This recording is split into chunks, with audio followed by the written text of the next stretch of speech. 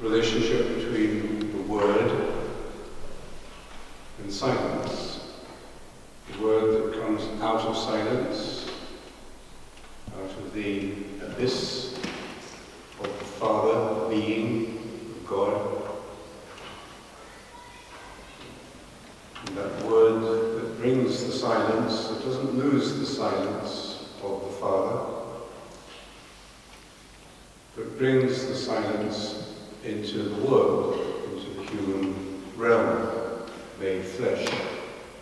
So the silence now penetrates all dimensions of the human. There are no barriers between these dimensions of the human and the divine, or between the human and the human. And this same word that brings the silence of the Father into our world also returns with us into the silence. Because when we are touched by silence, in this way we become silent. Remember, Meister Eckhart, there is nothing so much like God as silence. Still difficult for us because of the language we use to think of silence as something truly positive, creative, something that is a fullness rather than an absence. This is true of many words we use to try to describe the spiritual. We have to use words like poverty to get over the idea of richness, or words like emptiness to get over the idea of fullness. Because our ordinary ideas of riches are rather like the riches of the three wise men. These expensive gifts that we should be out buying now. And that's what riches means to us. So we have to use the word poverty to make sure we don't fall into that trap of thinking that the spiritual journey is going to bring us one rich kind of possession after another, one rich kind of experience after another. Experiences that we can pile up in our journals or in our memories, and we can take out and repeat at will. So we have to use language to overcome language, and there's the great difference between the language of the mystics and the language of the theologians, as we come to think of theology as an academic or philosophical science. We use a different kind of language, or use language in a completely different kind of way.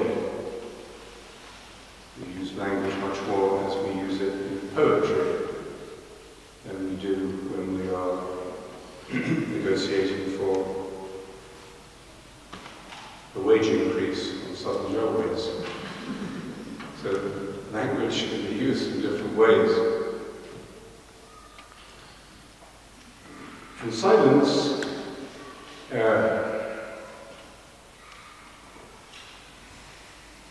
although it sounds something negative, especially in our culture, when the speaker doesn't work, it's silent. When the radio breaks down, or even when negotiations break down, or when people don't speak to each other because they had a fight at Christmas 30 years ago, that kind of negative silence is of course a demonic kind of silence, really, certainly between human beings when we refuse to communicate and peace talks break down. when you start negotiating through negative silence before releasing the civilian populations of Aleppo.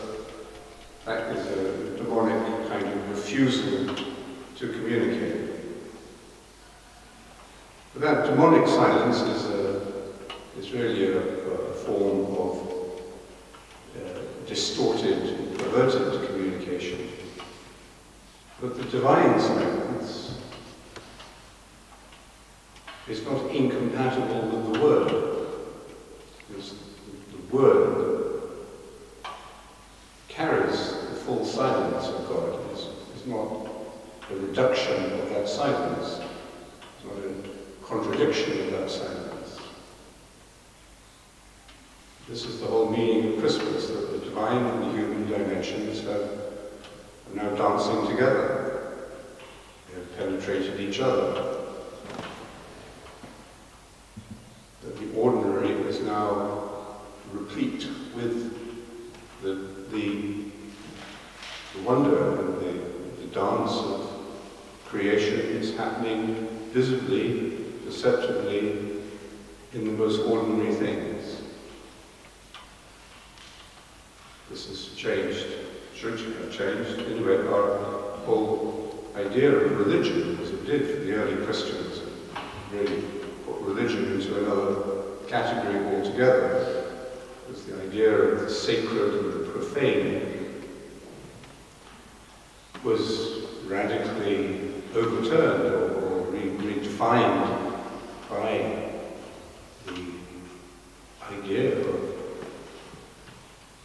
the incarnation. If God could come into the ordinary in such an ordinary way, so why do we need all this? What's the meaning of all this? Well, it still has meaning because we are still poetical beings and we need language and ritual, and we can't leave religion any more than we could leave art or music. On the other hand, religion has been democratized or made ordinary in a way that is still difficult for us to understand. It's still easier for us to push the sacred into a zone of its own, a dimension of its own professionals, its own equipment, its own magic. But if we truly understand the incarnation, we don't need magic. Everything is magical in a sense. Everything is wondrous. We don't need we don't need magicians anymore.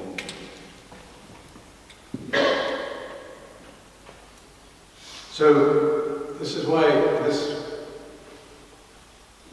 this liberation really from being trapped in the sacred and held captive by religion, which itself is often held captive by material powers or forces or political forces, status quo or establishment. This is why contemplation continues that work at the personal level. The work of silence, which is what we mean by contemplation. The work of meditation brings this great idea, which of course is still an idea when we talk about it like this theology, it's a liberating theology, it's a liberating way of expressing the truth of the world or our relationship to God, but it remains notional, it remains conceptual, ideological even, or just another religious idea, until it takes birth in our own experience. Meditation, John Main said, meditation verifies the truths of our faith in our own experience. So this is the revolutionary work of silence, really. We've reduced contemplation, contemplative practice and meditation in our very operational kind of world, our instrumental kind of world, where we reduce everything to a technique. We demythologize it, despiritualize it, and we say, what am I going to get out of this, and how quickly am I going to get out of it, and how much is it going to cost? So we've often reduced meditation or contemplative practice to this kind of level. And it's maybe better than nothing. It certainly can help make us feel better. But it's really skimming the surface of the real meaning of silence and stillness. The real meaning of contemplation and the real power of meditation to transfigure our world. Of course, it transfigures the world because it transfigures people. We then see the world with new eyes, no longer looking at it just with one kind of attention, no longer just instrumentalizing it. What can I get out of it? How can I use it? With all these great resources I can use. But where we bring to our perception of the world, our way of living, another kind of seeing and another kind of knowledge, in which we are not looking at, but where we are truly seeing, where we could say we are gazing at the world in the way that Mary must have been gazing at the newborn Jesus as parents gaze at their children.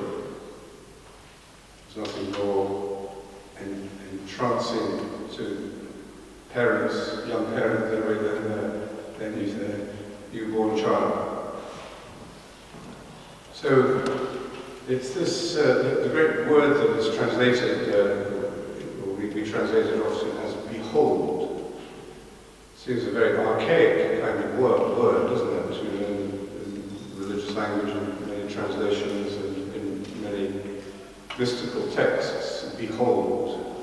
Maggie Ross talks about this, she sort of covers this word, and says it's actually a very, it's a good word, it's a better word to describe the kind of seeing that is involved in the contemplative vision. Beholding, seeing as a whole.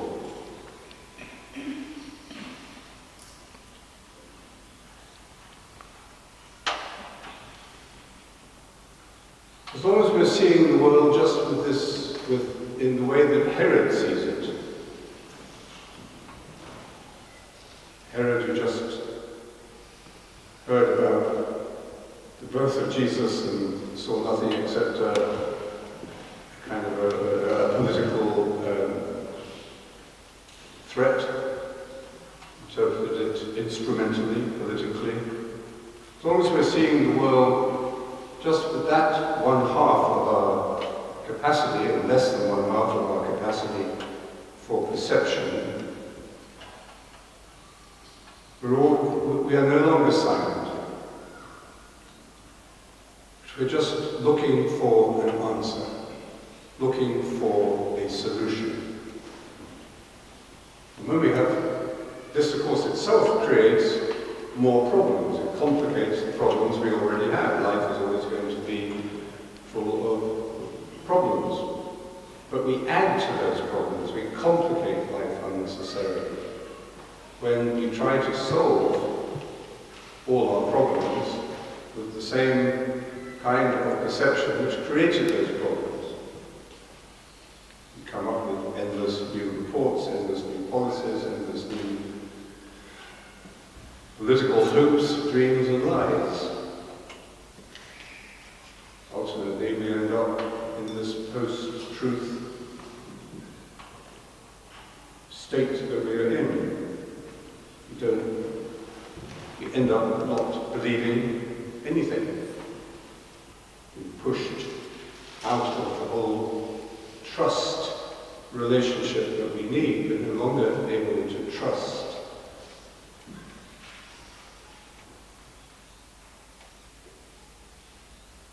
It's very difficult to argue or to explain or to prove how meditation would deliver or would develop this, would deliver us from this, and by developing a contemplative way of seeing that would at least counterbalance this purely technological, reductionistic, materialistic, and ultimately self-negating way of seeing the world and trying to solve it. In silence, we stop looking for an answer. In meditation, we're not solving our problems. The first thing we accept is that the half hour we give to meditation is not going to solve our problems. We could use that half hour searching the internet for a solution. And there are many other ways we could look for answers. In a bottle, in a pill, in kind of excessive behavior, all sorts of ways we could look for escapes or answers. But in silence, in the work of silence, we are suspending, stepping aside from this frenetic search for a solution to our problems, for the answer to the questions. And instead, we are simply beholding, perceiving, gazing upon the presence of the truth, which is with us, in us, and which is, at a certain level of silence, evidently beholding us, gazing upon us. It's when the work of silence takes us to a certain level, a certain familiarity, to a certain freedom from having to justify it, where, like the man I was telling you about, who just sort of fell into this space of the kingdom of God, and know what was happening to him. And for those of you, he could only have fallen into that because at that moment he was completely innocent, like a child. He had no idea what meditation was about, never done it before, no expectations, only did it because he had nothing else to do, perhaps, and he just fell like a child into this space. And when we do, in time, we can begin to realize that we're not looking at God. That idea is one of the first that we have to let go of. We have to lose God in that understanding. And pray to God to rid me of God, Meister Eckhart said. You can never know God as an object, said Saint Irenaeus, but only by sharing in God's own self-knowledge. We do not pray, Origen said, in order to get benefits from God. We're not exploiting God, instrumentalizing God, turning God into some Santa Claus. We do not pray to get benefits from God. So why the hell do we pray? What's the point in praying? We do not pray to get benefits from God, but to become like God. We've forgotten just how radical the Christian idea of prayer is. We turned it into either a social, rather boring social occasion, or into some form of magic or entertainment. But it's not, of course. It's divinizing. It's good in itself, Origen says. So, we learn to stop looking for an answer and instead to see the truth, not looking at it. And then we begin to experience a level of fullness in this poverty, letting go, the laying aside of thoughts and solutions, and the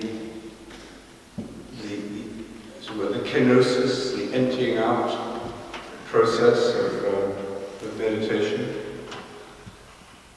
The Buddha was once asked, after the end of his life, what did you get out of meditation? And he replied, nothing. He said, oh. And he said, but I lost a lot. I got rid of it. If we could approach meditation in this way, rather than in our sort of Christmas season spirit of acquiring things, buying things, storing up things, bargaining for things, getting good prices on things, and instead we saw it as quite the reverse, a laying aside, a renunciation, a giving away, like the wise men opening their treasure chests. Then we would get it. And once we've got it, we don't lose it, we don't forget it, we can't forget it. In this poverty of spirit, we discover that these are not negative things at all, it's just a play of words to break our usual patterns of mind and association with words, to free us from words. Then we discover that our hunger and our need are actually the source of our deepest fulfillment. Our hunger, our need for God, the Word made flesh, is satisfied by silence. And as soon as we make that connection, the wonderful thing is to see how children make that connection intuitively, instinctively, and put it into practice when they choose to meditate on their own outside the classroom where they usually meditate. They just know, maybe because we tell them you can meditate anywhere you like at any time you like. So we don't say you have to meditate twice a day, morning and evening. But because they have this direct plug-in to this knowledge, this way of seeing and being, and clearly do, so it's so amazing to meditate with them. As soon as we get a little taste of that, like the businessman I was telling you about, as soon as we realize that actually we have this capacity, we can see in this way, we can perceive, we can know this kind of knowing. And it doesn't invalidate the other more analytical and reductionistic way of thinking or operating as it is appropriate, but we're not obsessed with that. It's not the only way we have to be in the world, the only way we can communicate, the only way we can relate to situations or people. We discover there's a whole other complementary way of living, being human. And then it becomes quite increasingly clear to us where there are false gods in our lives. Where in other words, when we taste the work of silence, we know more and more clearly where there are false diversions, false consolations, things that don't really do it for us, but we may well be addicted to them, or we may just do them because Christmas. You watch Christmas TV. You talk to your relatives, you just watch TV together. It's one way of doing it. Christmas specials. And we get caught up in this deathly world of entertainment. It's just deathly, really. I don't know, I'll be puritanical, but I'm saying you can't enjoy your favourite programs, but it would be deathly if this entertainment obsession replaces the space and time that Christmas gives us, a little bit of space and time. If it replaces that time and space to be able to turn with others in an ordinary way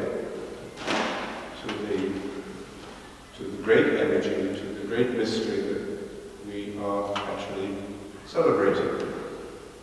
You don't have to celebrate it by overindulging or by watching every TV special. And then we begin to see how we can, through this work of silence, catch ourselves. Guarding the heart was how the early monks described it. You catch yourself before you get dragged into illusion, before you get seduced by distraction.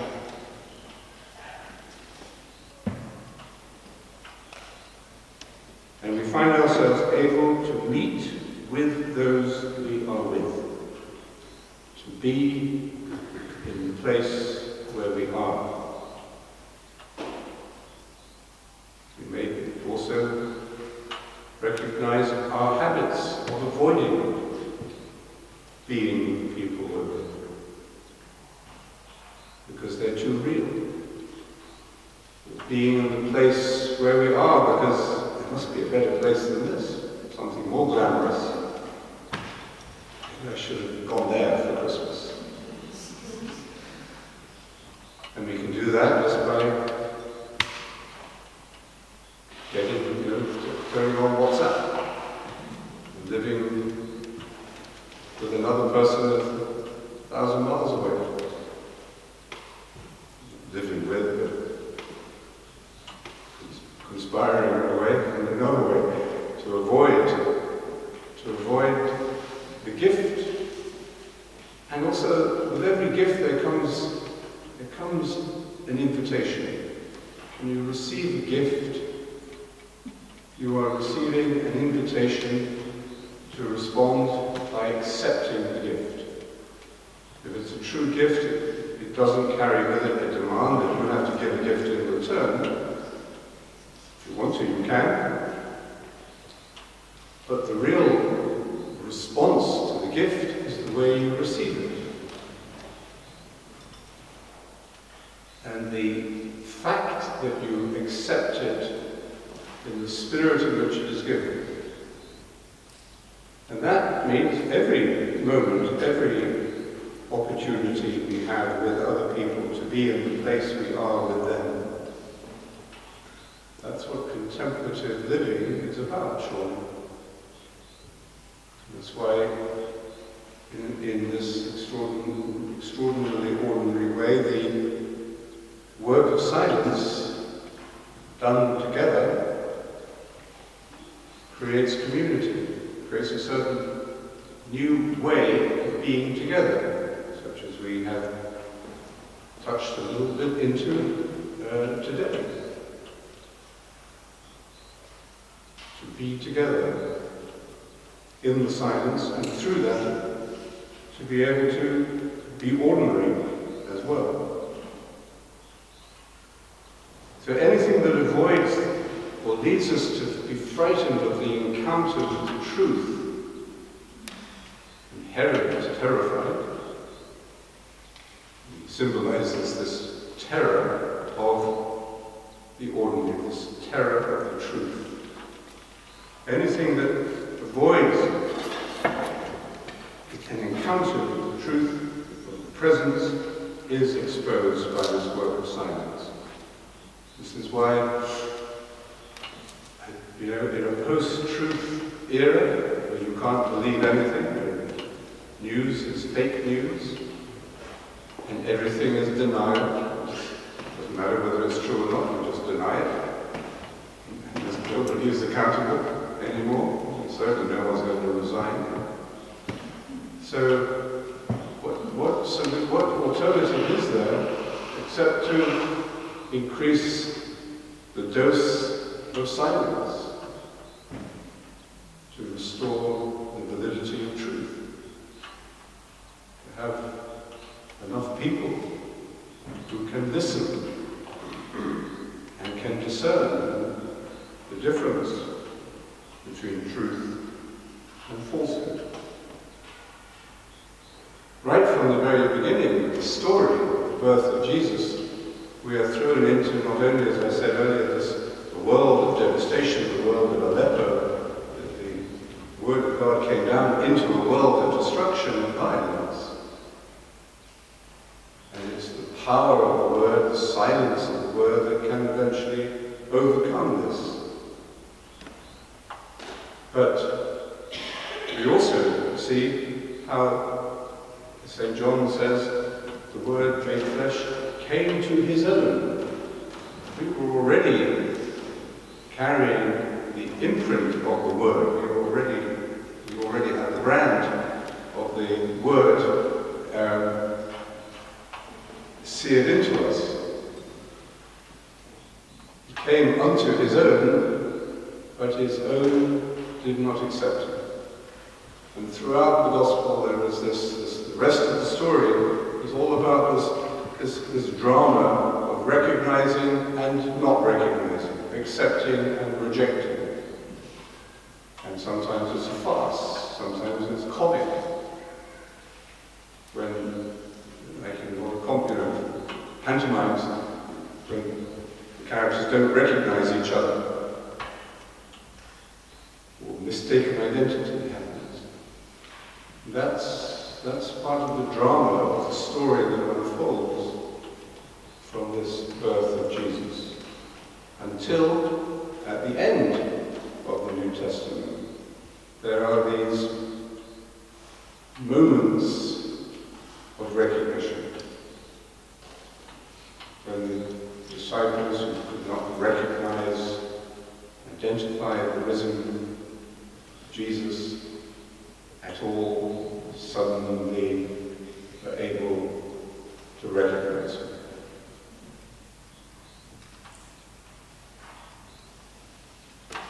Socrates said that the secret of happiness is not found in seeking more, but in developing the capacity to enjoy less.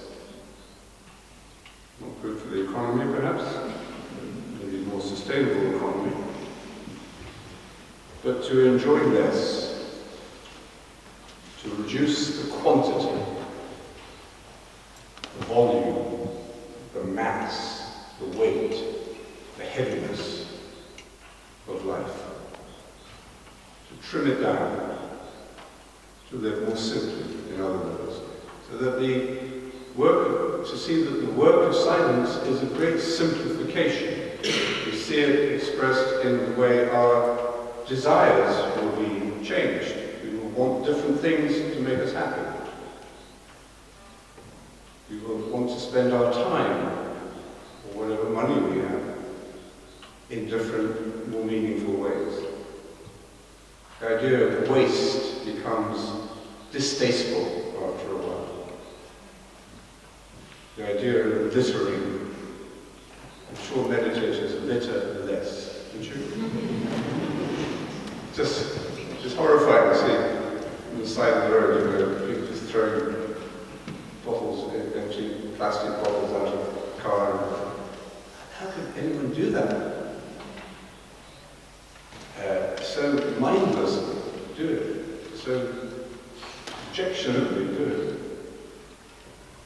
So the idea of waste, the idea of pollution, does become naturally more difficult to do, more distasteful, because we see in this new way of seeing, knowing that this is just wrong, it's just untruthful, it's disrespectful.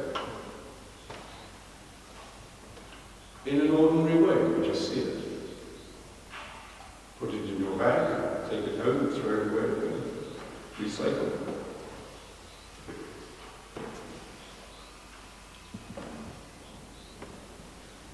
We see the material world then in the light of the Word made flesh. The material world is no longer just a whole mass of resources, human resources, mineralogical resources, or natural fossil fuels, or whatever.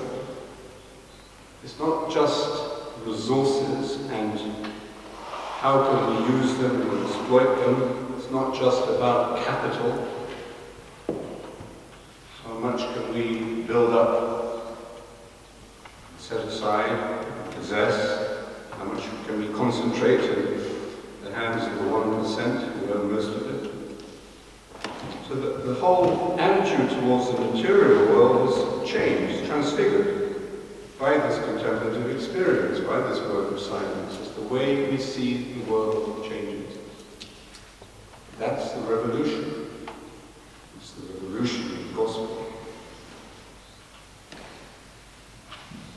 We come to be aware that there are two ways of knowing, contemplative and the discursive, the unified and the analytical.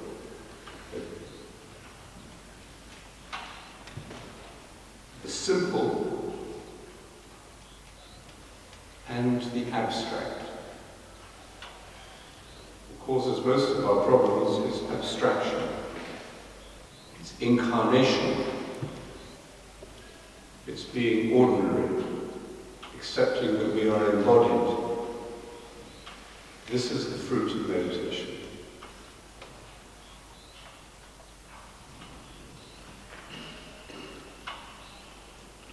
The gospel story brought us here today, the birth of Jesus in Bethlehem, is a story filled with silence. There's nobody there to, do an interview with Mary. What is it like to give birth to the Son of God? What do you feel about this? You really feel this feel really wonderful. Or St. Joseph, how do you feel about being in your position? So there's no comment, no commentary. There's just what is. And what is it? The most ordinary, universal scene of all, a birth.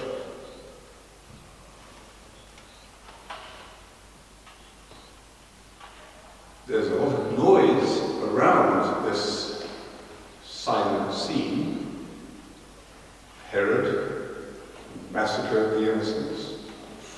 But the actual, and even the angels singing in the sky, but the actual heart of the scene that draws our attention, this is the story that draws us into itself and its meaning. If we have a childlike enough mind to be able to enter into the story, that is purely silence. Silence builds relationship.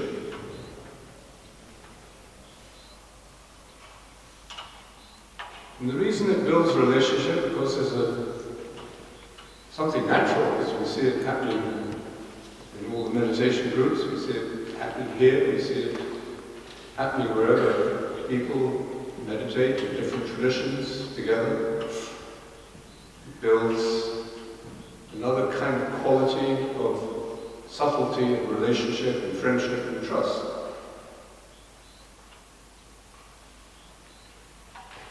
And perhaps the reason for that is, as we know from community and family life, that a community or a family is only as real or as resilient, as strong, as the solitude of the people who compose it. So it's the people in the community, the people in the family. Their degree of solitude is the strength, or otherwise, of the community or the family. That's the paradox, one of the many paradoxes, of course, that contemplative knowing opens up for us. That solitude is the strength of community, which means, to break it down a bit, that solitude is our capacity to know ourselves in our divine uniqueness. God is one, so God is unique. The absolute opposite of the consumer of trade. Everything is mass-produced, obviously. It feeds the ego's desire to be different and to be better. But you don't need to be better. You don't need to compete if you know your uniqueness. And you know that uniqueness is actually a participation in the goodness of God in the Word. That, in other words, theologically speaking, you are the image of God. And isn't that what, theologically, the incarnation is meant to do? God became human, according to the fathers of the Church, the first 4 centuries. God became human so that the human might become God. And they put it like that. And hear that particular formulation very much these days, because the idea that humans should become God seems a bit suspect, a bit Eastern, or a bit unorthodox. But that is the heart of Christian orthodoxy, actually. To be divinized. This is reflected in the spiritual journey, what we all do when we learn to meditate. The first step, kenosis, emptying ourselves out. Purifying the system. Cleansing the mind. Letting go of attachments. Doing the tidying up operation. Maybe a lot of work has to be done. The kenosis. Then the henosis, meaning this growing discovery of our unity, of our harmony, both with ourselves, with the environment, and with others. So kenosis, emptying, henosis, oneing, and then the third, theosis, divinization. It's all one spectrum, but it has a meaningful direction. We're on a linear journey in that sense. So God became human in order to awaken us to the fact that we are becoming God. And it is our meaning. And in this point of encounter that we reflect on at Christmas between the divine and the human, the deeper we go into that reflection, into that mystery, the more we see that we are already becoming divine. That we have been coming together from the beginning.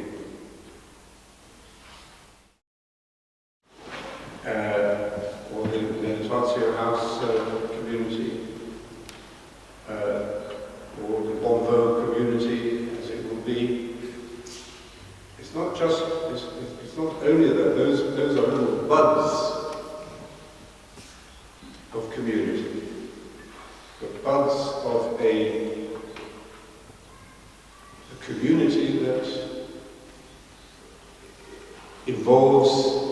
welcomes everything and everyone. A community of faith composed of people of different beliefs, with an infinite diversity, infinite boundless hospitality, and again, breaking the rules as set down by our more narrow, self-conscious, analytical mind, for which this is impossible and doesn't make sense. The fundamentalist mind that can see community only in terms of its own measurable boundaries, which is no true community. It's a very immature kind of community that defines itself just by what it excludes. And the contemplative work of silence pushes back those boundaries. So what is happening in Bethlehem is universal. Its significance is universal. As the rest of the story, this is the beginning of the story, as the rest of the story